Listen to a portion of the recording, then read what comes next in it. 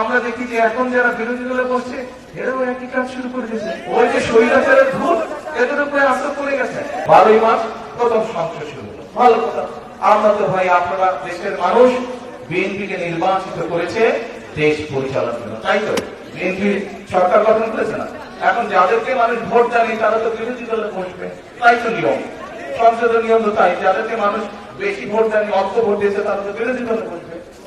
এখন এই বিরোধী দলে যারা বসলো, বসার সাথে সাথে আমরা দেখলাম ওই যে মনে আছে স্বৈরাচার একবার বলছিল বিএনপিকে 1 মিনিটও শান্তিতে থাকতে দিব না, মনে আছে? এই ডায়লগ মনে আছে?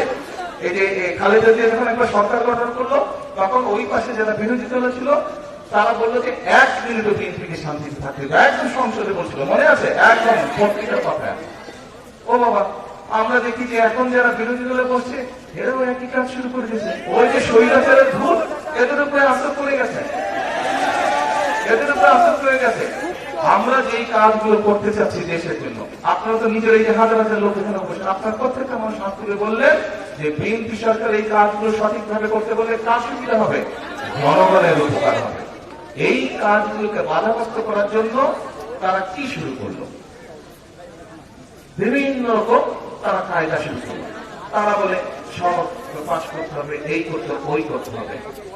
দেখুন, এই যে ইন্টারিম গভর্নমেন্ট যে ছিল, শিয়া বাটার ও ভিটামিনে সমৃদ্ধ লিলি বিউটি সোপ, তারুণ্যময় উজ্জ্বল ত্বকের জন্য।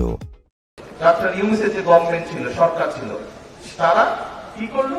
তারা একটি সংস্কার কমিশন গঠন করলো। কিন্তু বাংলাদেশের সংস্কারের প্রস্তাব সবচেয়ে প্রথম কে দিয়েছিল বলেন তো? বিএনপি দিয়েছিল 2016 সালে। এই যে সংস্কার কমিশন যে ডক্টর ইউনূসের গঠন করেছিল যখন, তারপরে যে বিএনপি সহ বিভিন্ন দলকে যে আপনারা আমন্ত্রণ জানিয়েছিল, সেখানে যা আলাপ হয়েছে, যত সংস্কারের বিষয় আলাপ হয়েছে, তার 80 to 85% সংস্কার প্রস্তাব বিএনপি সবচেয়ে প্রথমে দিয়েছিল। এবং কার নেতৃত্বে দিয়েছিল?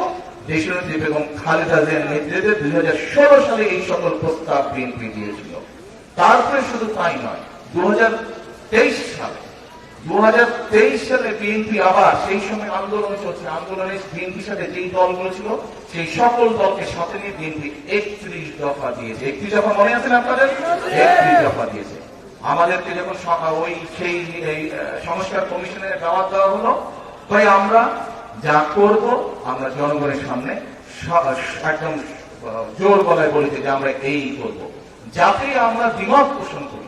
আর গণতন্ত্রের নিয়মিত হচ্ছে আমার কোনো ব্যাপারে মত থাকবে, কোনো ব্যাপারে দ্বিমত থাকবে, সেটা তো সমস্যা নাই।